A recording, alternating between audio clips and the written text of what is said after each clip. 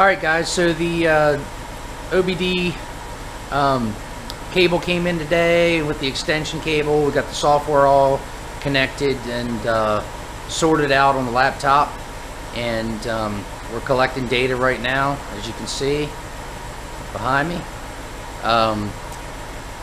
We went through all of the transmission solenoids, and they're all activating properly. One of the codes that we did get from the input software was directly related to that pressure, transmission fluid pressure, or lack thereof. So I think that seal that I was talking about in last episode might be our culprit. So I guess that's probably going to be our next step, and hopefully that corrects our problem. I'm going to go through some more of these settings. This input software is really cool. It can move the seats around, and it can pretty much do everything that you can do with a button inside the car, and like a million times more. It's really cool software. So I'll take some screenshots here, and you'll be able to see you know, how the interface is. There's some German still on this software that I got. I did get the English version, but there is a decent amount of German text still in there, but you know, Google's your friend in that department, so we just translate it when needed. So stay tuned. So you'll see here we've got the system up and running, and just to kind of give you some instant feedback or real-time feedback, what we're seeing, you know, you're monitoring your engine RPM, the actual pedal angle for the accelerator or gas pedal, which obviously it's at 0, nobody's in there. Temperature's running right at 215. Gearbox temperature's at 181. This is going to be really good to have, because in order to get the fluid in this car right, you want it to be between 140 and 150, and that's like the optimal temperature range for getting the fluid topped off just right. So that's good that this is here, because we'll be able to just have this running. When we go to put fluid back in it after we replace that seal, we'll be able to just monitor this temperature, and once she's at 140, we'll start topping her off, and just make sure we're done before 150. I think at 150 some things must open up in the valve body, or maybe the torque converter starts kicking out a bunch of fluid, because I think it starts gushing out of the fill port at any temperature above 150. So I'll go through a couple different screens here, and I'll let you see what this what type of feedback this thing gives you. Alright guys, so here we are in the car. I have the input software in the transmission category, and I'm in the activate menu. So you can see here that you have your solenoid valve control, pressure control valve, and you can reset your adaptation values. So if I go here to valves and I activate solenoid 1, it says solenoid valve activated properly. Move on over to valve 2, it says valve 2 is activated properly, and so forth. I go through all 6 of them, and I can hear them click most times. Like if I go between them too quickly, I can't hear them click, but then if I kind of stop and go back, I can hear like a little thud in the transmission. So that's a good sign. I go over here to these pressure control valves, and there's 6 of those as well, and I just go through, and there's number 1, 2, 3, 4, 5, 6, and then back. Now, I mean, I don't want unnecessary problems, but part of me was hoping that something in there came back with a failure. That way I would, know for sure that something while we had the valve body off needed to be replaced. But everything's coming back, reporting back that it's working. So, in the grand scheme of things, that's good. I read all the codes from inside memory. I cleared them, but naturally saved them first.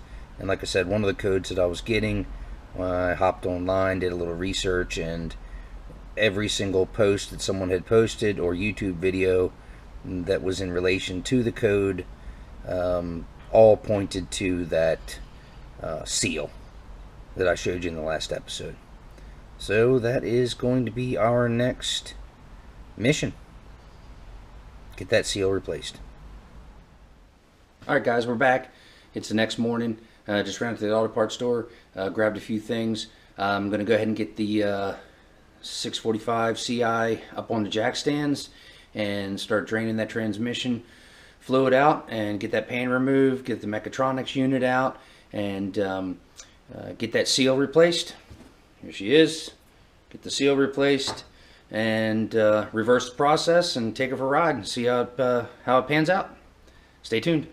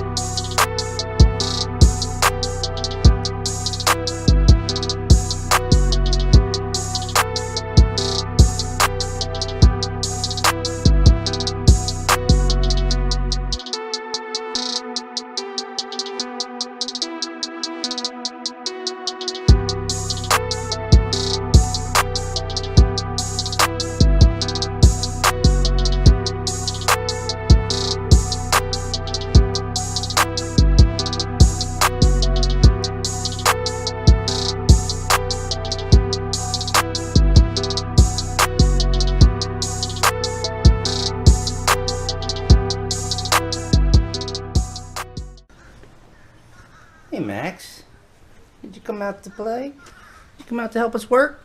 You come out to help us work, buddy? What's that? What's that? Good boy. Good boy. Good boy. Good boy, Maximus. Oh, Maximus Aurelius. Good boy. Good boy. Yeah. Good boy. I think you're too pretty to be out in the shop. You're too pretty to get all greasy out in the shop, ain't you? You're too pretty. Good boy.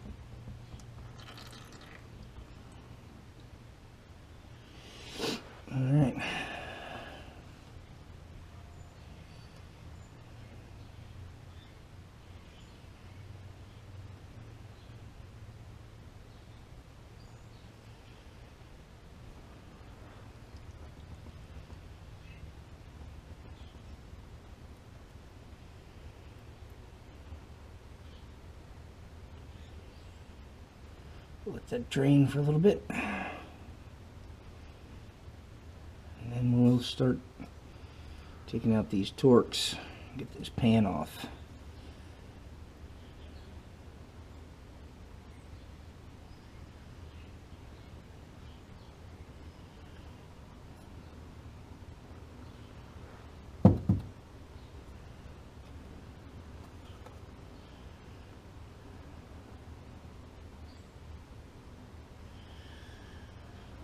You're underneath it here and you see how flat and how tucked in everything is. It really makes me, really kind of confirms my thought that that other pan was busted on this end. Down here it was just missing because there's no like damage to anything else around it. And then I see this mud, like all this mud, and it was this side of the pan that got busted, and I see all this mud on this exhaust pipe and all through here where the forks from the wrecker. I just think that there was, you know, maybe they had the fork in the wrong spot and there was a big clump of hard mud or something and they lifted it and it busted that, because it's just plastic on the original one. But anyway, that's neither here nor there now. Let's get this thing drained and start getting this pan off.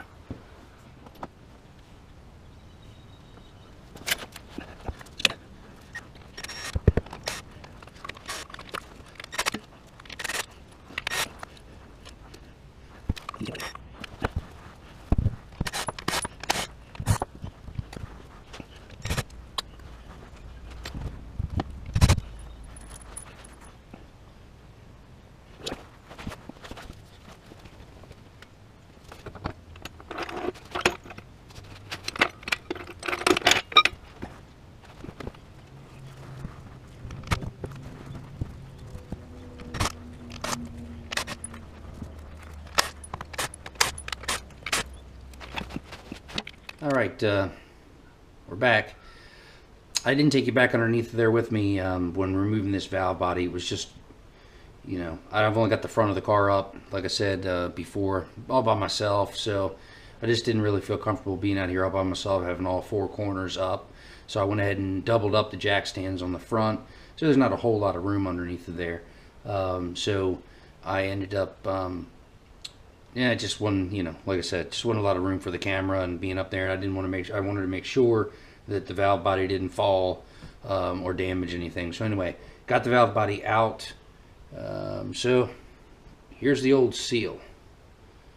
There's let's see, there's not any like cracks or damage or anything like that, but these,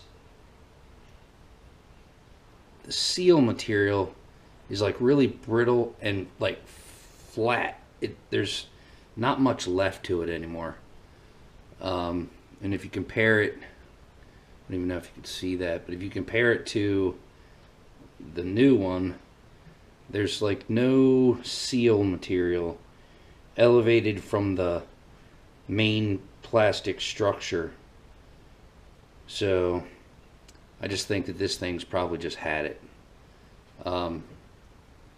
So still letting some transmission fluid drain underneath the car into another pan. I'm letting the valve body sit here and drain out into this pan. What I decided to do, so I didn't have to have another one of those hindsight 2020 statements like in episode 2. There are 4 seals in the gearbox, and I'm going to flip this valve body over. I'm trying to be careful with it.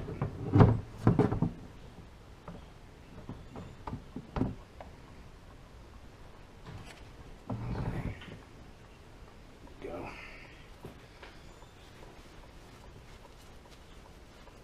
So I'm going to move the camera here so you can see this.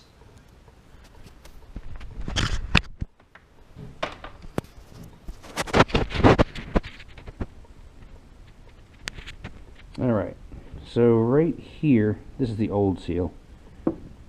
Right here is where this would ride. And actually it's like this. So this pushes up into the gearbox portion of the transmission, and then that provides that passage for the pressure to build for the transmission fluid and make it from the valve body up into the gearbox, or vice versa. And so that's where that sits. But in the gearbox there are 4 seals. 1, 2, 3, 4. They're also made of rubber. They push up into the gearbox and they provide a seal around these 4 ports. So, like I said, so we don't have another one of those hindsight 2020 statements. I went ahead and called over to BMW and ordered those 4 seals. So we're going to go ahead and have those replaced at the same time. They're just a couple bucks. I really hate to put this all back together and then there still be a problem, and then think to myself, oh man, what if it's one of those 4 seals, or a couple of those seals, or all of those seals. So just to be safe, I'm replacing this seal. I actually call it the bridge, and then these 4 seals here. I'm going to do it all at one time, get this all put back together, make sure that we get the fluid just right, and then if it still gives us problems, you know, then I guess we're thinking more main body at that point.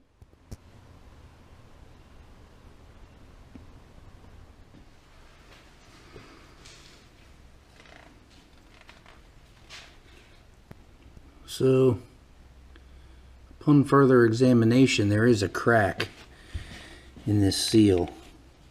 It's right next to that casting mark. It's right here. And it does go across. It goes straight across.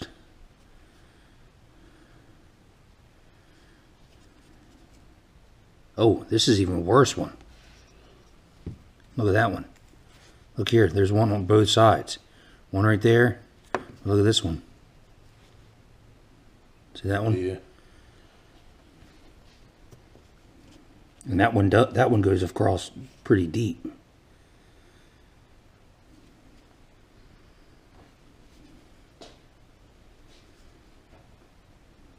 So I'm leaning more towards to think that that's the issue. We'll see.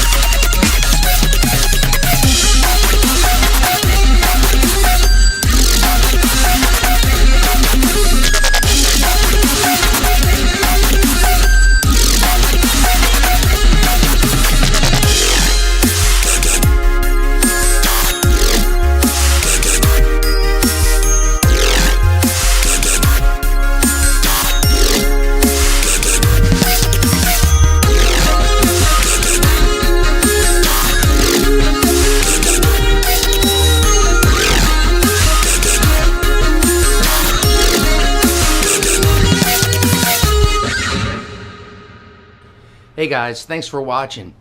Make sure that you subscribe, hit the like button, comment the video, and come back for more episodes. I'm going to try to get them out as soon as I can. But for now, I'm going to go try to enjoy some of this nice weather. Thanks again.